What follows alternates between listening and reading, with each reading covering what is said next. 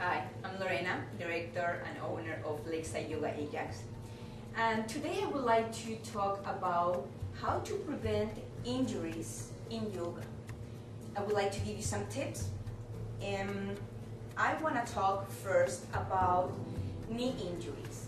And the most common way to injure your body is when your body is not ready for the perfect pose and you push and go through it, trying to force in your muscles and your joint.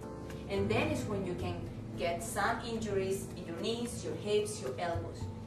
So today, I would like to talk a little bit more about warrior pose and the effect of warrior pose on your knees.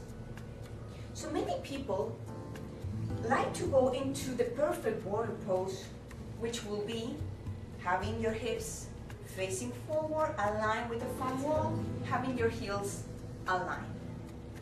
If your body is not ready, if you experience tightness on your quad, or your hip flexor, or psoas, which is the muscle that goes around your leg and on the side internally, you're gonna compensate that tightness by compromising your knee. So if you can see my knee on the back is twisted, and then putting all the pressure of my body on the knee because my hips don't have the range of motion to turn. So the best way for a beginner or a person that had tightness in those areas is to gently bring the back foot on the side. So now you will see my hips have a more natural alignment and the back knee is not struggled by the stretch.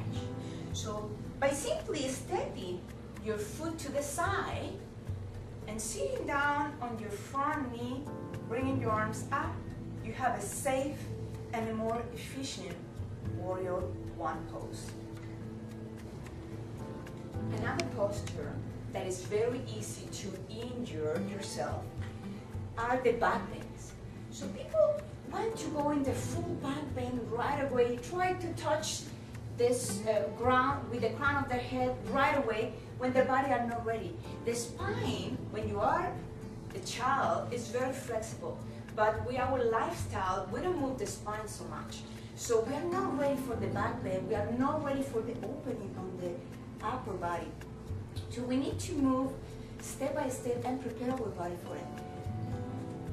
And I want you to keep in your mind that the arch for the back bend is created from your feet. Your feet are the foundation. So you really have to ground your body on your feet. And then keep the inclination from the arch with your knees. So you push your knees to the front, followed by your thighs, then your hips, and now your body's more open on the front. And you keep lifting your chest up. Bring your breastbone up. Open the shoulders. So make sure that you're not compressing your lower back. So this is what happened many times, and I've seen it many times with my students. They try to go back, and it's like full compression on the lower spine. Opening. Take more room. Lengthen your spine and reach out. Now if you're gonna lean back, you can lean with your arms. Keep opening and opening using your hips and your whole body.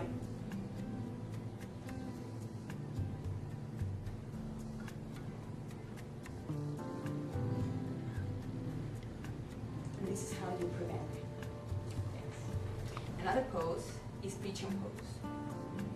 Many people go into pigeon pose right away without noticing they are compressing the knee. And pigeon pose is not about your knee, it's not about compressing your knee. It's about opening your hips, stretching your hip flexor, stretching your hamstring. So the best way to go into a pigeon pose is step by step. Don't rush it out. You're going into hands and knees. From hands and knees, bring your knee to the top of the mat and just roll over your side. take the time to appropriately place your knee on the mat. So if you see here, my knee is fully compressed.